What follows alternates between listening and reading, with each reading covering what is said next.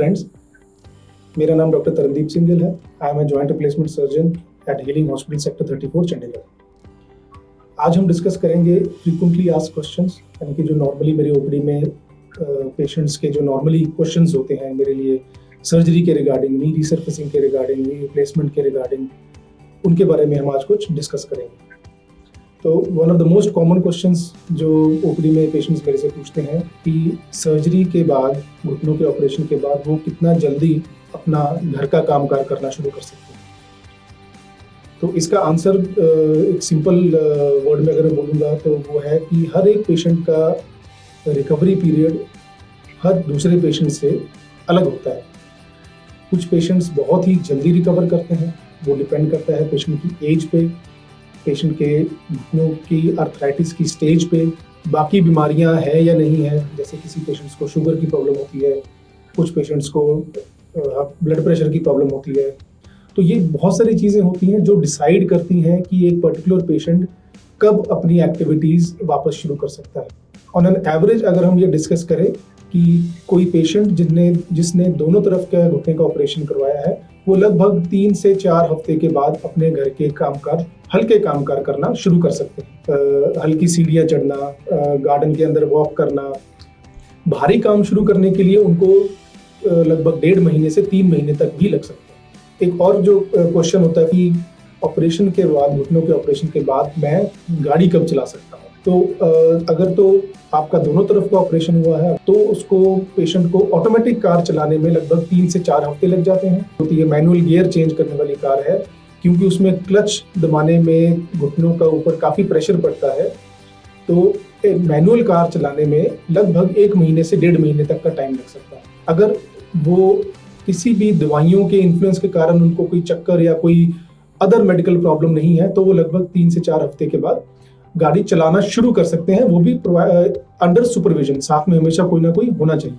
एक और क्वेश्चन जो बड़ा फ्रीक्वेंटली आस्क्ड होता है कि मैं अपने ऑफिस के काम या अपना नॉर्मल काम, कहीं बाहर जाने का काम मैं कब शुरू कर सकता हूँ ऑपरेशन के बाद। सो अगर तो पेशेंट की जॉब डेस्क जॉब है, जहाँ पे बैठने का काम है ज़्यादा, तो वो अगेन 3 से 4 हफ्ते के बाद अपना नॉर्मल डेस्क जॉब शुरू कर सकते हैं। जो पेशेंट्स को वर्क फ्रॉम होम है वो तो लगभग 2 हफ्ते के बाद ही अपना वर्क फ्रॉम होम शुरू कर सकते हैं, क्योंकि वो ज़्यादा टाइम बैठे रहेंगे। जिन पेशेंट्स के काम में ज़्यादा चलना फिरना इन्वॉल्व होता है, सीढ़ियाँ इन्वॉल्व होती हैं, तो उनके लिए ये ज़रूरी है कि उनको अपने नए घुटनों पे पूरा कॉन्फिडेंस आए और उसके बाद ही वो अपने जॉब वापस ज्वाइन करें। भारी काम करना घुटनों के ऑपरेशन के बाद रिकमेंडेड नहीं होता है।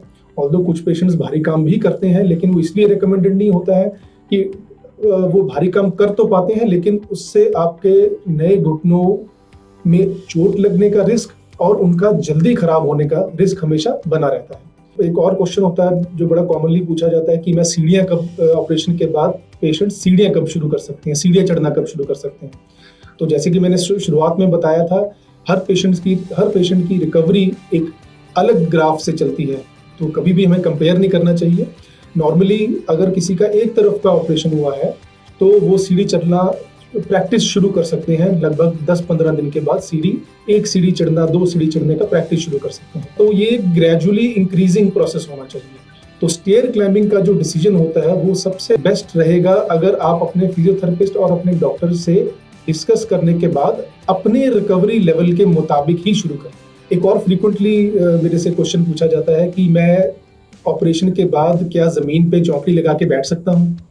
उसका जवाब है, जो हम इम्प्लांट्स यूज़ करते हैं आजकल उसको हम हाई फ्लेक्स इम्प्लांट्स कहते हैं, यानी कि वो चौकड़ी वाले इम्प्लांट्स यूज़ करते हैं। यानी कि ज़्यादातर पेशेंट्स नी रिसर्फेसिंग के बाद चौकड़ी लगा सकते हैं, लेकिन ये सोचना कि दिन में काफ़ी बार ज़मीन पे चौकड़ी लगा के बैठना और बारी बारी उठना, ज़मीन पे बैठने से, चौकड़ी लगाने से कोई प्रॉब्लम नहीं आती है।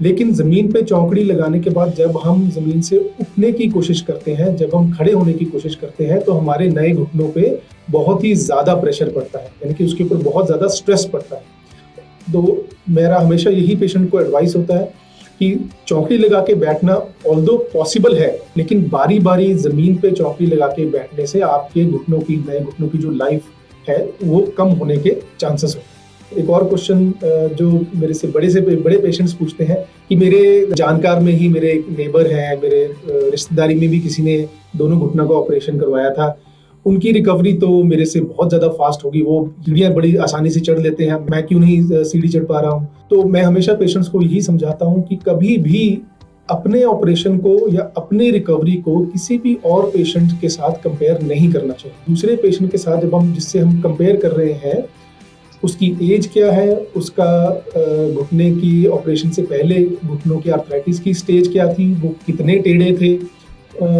उनका मनोबल कैसा है, उनकी विल पावर कितनी स्ट्रांग है, वो मेल पेशेंट है या फीमेल पेशेंट है, ओवरवेट तो नहीं है, किसी पेशेंट्स का वेट ज़्यादा होता है। ऑपरेशन के बाद ज़्यादातर पेशेंट्स की ये कंप्लेन होती है कि उनको थाई में, जांघ में और नीचे पिंजड़ियों में, काफ मसल्स में क्रैम्प्स पड़ जाते हैं और पेन काफ़ी ज़्यादा होने लग जाता है। तो ये बिल्कुल भी नहीं सोचना चाहिए। अगर तो ऑपरेशन से पहले आप काफ़ी फिट थे तो शायद आप में ये प्रॉब्लम नहीं आएगी, लेकिन अगर हमने ऑपरेशन से पहले कभी कोई एक्सरसाइज ज़्यादा नहीं की होती, घुटनों की फिजियोथेरेपी नहीं की होती, तो ऑपरेशन के बाद जो ये एक्सरसाइज के कारण जो क्रैम्प्स पड़ते हैं, तो इससे हमें बिल्कुल भी नहीं घबराना चाहिए। ये एक पासिंग फेज होता है, तो कभी भी किसी और पेशेंट के साथ कंपैरिजन नहीं करना चाहिए। एक और क्वेश्चन जो बड़े पेशेंट्स मेरे से पूछते हैं कि मेरा वजन ज़्यादा है, क्या मेरे लिए ये नी रिसर्फेसिंग सर्जरी सही है? तो पेशेंट्स बड़े ही कंफ्यूज हो जाते हैं कि वजन कम नॉर्मली बिना किसी सैर के, बिना किसी एक्सरसाइज के नहीं हो सकता, और वो एक्सरसाइज अपने घुटनों के दर्द के कारण नहीं कर पा रहे हैं, तो वजन कम करना ऑलमोस्ट इम्पॉसिबल हो जाता है। तो ये गलत धारणा है। ऑपरेशन का ओवरवेट होने से सिर्फ एक ही रिलेशन है, वो है कि ऑपरेशन के बाद की जो रिकवरी है वो पेशेंट्स जो ओवरवेट होते हैं उनमें थोड़ी सी स्लो होती है बाकी पेशेंट्स के कंपैरिजन में। तो इन ए नटशेल, ओवरवेट होना कॉन्ट्राइंडिकेशन नहीं है आपके ऑपरेशन करवाने के लिए। आप ऑपरेशन ओवरवेट होने के बावजूद भी करवा सकते हो। आजकल रोबोटिक नी सर्जरी काफ़ी सुनने में आती है, तो इसके रिलेटिंग कुछ आज हम डिस्कस करेंगे। सबसे पहले रोबोटिक सर्जरी के भी 2-3 अलग अलग टाइप्स होते हैं। या तो हम रोबोट का या कंप्यूटर का इस्तेमाल ऑपरेशन से पहले करते हैं, या हम कंप्यूटर या रोबोट का इस्तेमाल ऑपरेशन के दौरान करते हैं। तो ये 2 डिफरेंट टाइप्स हो गए। सबसे जो बेसिक क्लासिफिकेशन होती है, रोबोटिक्स या कंप्यूटर नेविगेशन या कंप्यूटर सॉफ्टवेयर नी रिसर्फेसिंग के बारे में ज़्यादा जानकारी के लिए आप हमें कॉल कर सकते हैं। आप हमें हीलिंग हॉस्पिटल सेक्टर 34 में विजिट कर सकते हैं। Thank you.